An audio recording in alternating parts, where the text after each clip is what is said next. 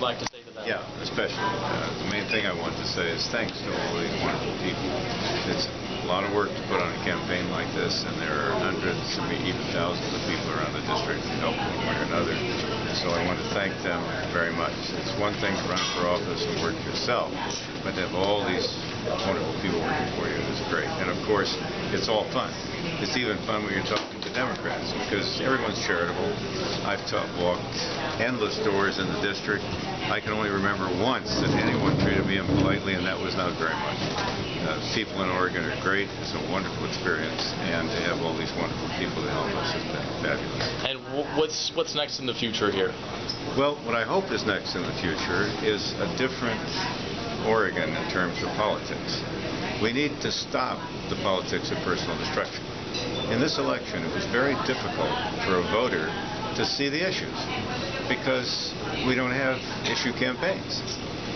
In the last couple of weeks, there's been $500,000 spent on television against me, and it's all personal destruction.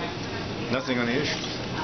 I suggested to Mr. DeFazio at one of the debates that if he'd stop lying about me, I'd stop telling the truth about him. But he didn't want to do it.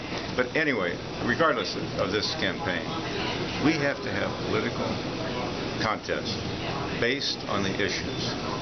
In this case, jobs, education, concerned about national security, and also we need to talk about term limits, because we have politicians, not just my opponent, who stay in Washington so long that their careers are more important than our public business. In the first 100 years of our country, the average congressman served one term, and the House was supposed to turn over constantly. Now we've gotten an entirely different thing, and it's not working for us. So I think the voters will make the right choices. We just talk about issues and stop all these personal attacks. Personal attacks turns into who's got the most money to make the most personal attacks, and that hasn't given us good government. Any words to DeFazio other than what you just said? Any